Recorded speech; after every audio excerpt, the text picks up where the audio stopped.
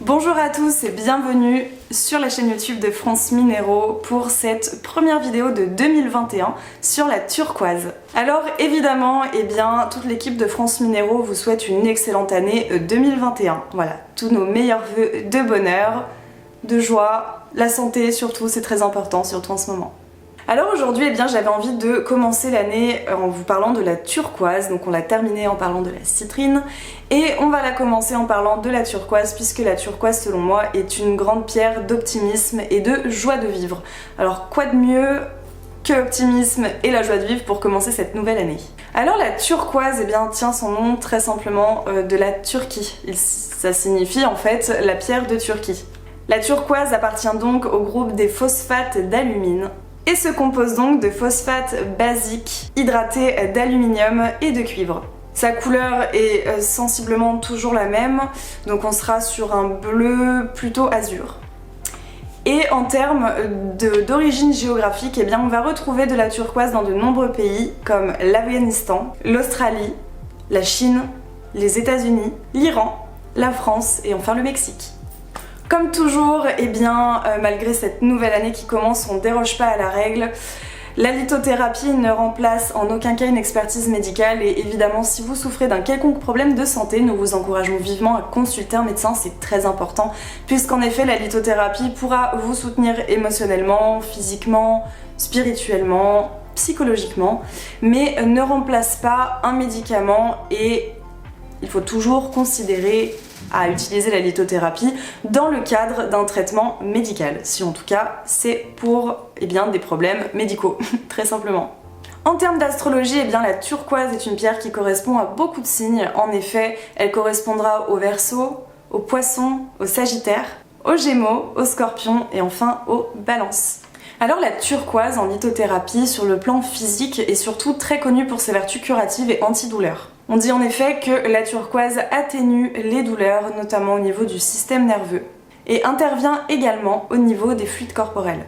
En effet, placée sur le chakra racine, la turquoise va pouvoir vous aider à purifier, à nettoyer un petit peu vos fluides corporels, notamment l'urine, le sang, mais aussi les sécrétions hormonales et sexuelles.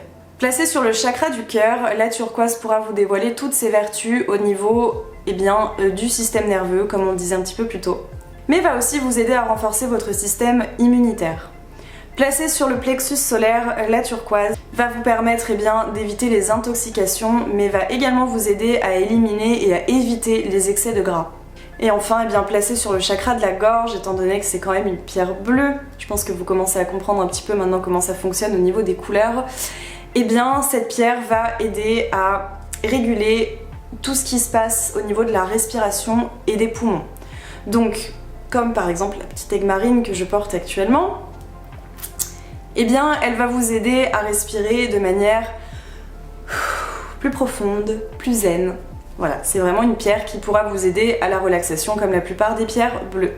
La turquoise vous aidera également si vous souhaitez réguler un petit peu votre alimentation, puisqu'en effet, en plus d'éviter les excès de mauvais gras, elle va également vous éviter tout type d'excès, surtout dans le domaine alimentaire, notamment les excès d'acidité. Donc la turquoise est une pierre qu'on utilisera pour les maux d'estomac, mais aussi pour les douleurs articulaires et également tout type de douleurs musculaires aussi, telles que les crampes par exemple. Comme beaucoup d'autres pierres bleues, la turquoise va aussi aider à améliorer un petit peu la vue et à éviter sa détérioration. Sur le plan mental, en lithothérapie, la turquoise, comme je vous le disais, est une grande pierre d'optimisme et de joie de vivre. On dit également qu'elle calme les douleurs, donc c'est surtout très adapté finalement pour les tempéraments un peu excessifs, un peu colériques. C'est une pierre qui apaise énormément. Et elle va permettre aussi d'accroître l'empathie. La turquoise est donc à utiliser également si vous êtes dans une démarche d'épanouissement personnel. À savoir également que placée sur le chakra de la gorge, c'est une pierre qui vous aidera à lâcher prise. Sur le chakra de la gorge toujours, c'est une pierre qui vous aidera à faciliter un petit peu votre expression. Étant donné que c'est une pierre bleue et qu'elle va aider à la respiration et à la relaxation sur le plan physique, sur le plan psychologique, c'est une pierre qui vous aidera à développer vraiment votre façon de vous exprimer. Un petit peu, encore et toujours, comme l'aigue marine que je porte actuellement. C'est un petit peu le même principe. De ce fait, eh bien, cette pierre vous aidera à obtenir un regain de confiance en vous, mais aussi de confiance envers les autres. C'est-à-dire que, étant donné qu'elle va accroître votre sens de l'optimisme, votre joie de vivre, mais aussi votre sens de la communication et de l'expression avec les autres, eh bien, vous vous sentirez finalement beaucoup mieux et beaucoup plus confiant. La turquoise stabilise également l'humeur si vous êtes en proie à des sautes d'humeur, que ce soit pour des causes hormonales, que ce soit tout simplement parce que votre quotidien ne vous laisse pas le choix, très simplement. Voilà, la turquoise sera votre allié dans ce type de situation. Comme chacune des pierres, la turquoise a besoin d'être purifiée puis rechargée par la suite. Donc pour la purifier, il faudra la placer dans de l'eau pendant quelques heures, puis la recharger donc à la lune ou sur un amas de quartz pendant quelques heures également. Petite particularité quand même avec la turquoise, j'en profite pour en parler à ce moment-là de la vidéo. La turquoise déteste réellement l'eau salée, donc à éviter du coup si voilà, vous purifiez d'autres pierres et qu'il vous arrive parfois d'oublier un petit peu comment ça se passe en fait pour chacune des pierres. Vraiment la turquoise, jamais dans de l'eau salée. Donc déjà au niveau de sa couleur c'est très très mauvais et même au niveau de ses vertus ça la décharge énormément. À savoir aussi que la turquoise ne se purifie pas dans le même bol ou dans le même récipient que d'autres pierres. Donc c'est une pierre qui n'est pas compatible avec toutes, notamment qui n'est pas compatible avec l'améthyste. En effet, la turquoise a quelque chose d'assez spécifique puisqu'elle est connue pour vampiriser l'énergie des autres pierres. On avait déjà vu ça un petit peu avec la tourmaline noire. La turquoise c'est un petit peu le même principe, c'est une pierre qui absorbe beaucoup et qui a tendance à prendre le dessus en fait sur les autres. Donc personnellement je vous parlerai un petit peu de mon expérience en fait juste après. C'est une pierre que je mélange très difficilement, voire quasiment jamais. Donc je vais en profiter pour passer directement à mon expérience avec la turquoise. Donc la turquoise c'est une pierre que je connais depuis très longtemps, bien avant de m'intéresser à la lithothérapie. C'est une pierre que j'ai toujours trouvée très jolie en bijoux, mais qui coûte quand même assez cher, donc j'ai mis beaucoup de temps à avoir un bijou en turquoise. Donc le premier que j'ai eu, c'était un pendentif. Je voulais que ce soit un pendentif pour qu'il soit plus visible. J'aime aussi beaucoup les bagues en turquoise. Après c'est vraiment une affaire de goût et de... Voilà, j'adore les bijoux en fait à la base. Et donc j'ai acquis ensuite un pendentif en turquoise et j'ai commencé à le porter très peu de temps après que j'ai commencé à m'intéresser à la lithothérapie en fait. Et c'est une pierre que déjà je trouve absolument magnifique. Qu'elle soit couplée avec de l'argent ou avec de l'or, je trouve que c'est toujours super beau. Ça fait hyper classe. J'adore cette pierre. Et ensuite, j'ai commencé vraiment à découvrir ses vertus, à découvrir vraiment ce qu'elle pouvait me procurer au quotidien. Et c'est vrai que tout ce qui est apaisement, lâcher prise, tout ça, je trouve que c'est quelque chose en tout cas moi que je ressens beaucoup, que je ressens très fort.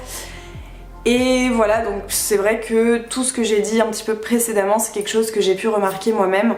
Au niveau du lâcher prise, de l'optimisme, de la communication, c'est un bijou que j'ai beaucoup porté pendant, en tout cas quand je travaillais dans un bureau, quand je faisais de la communication aussi dans un bureau.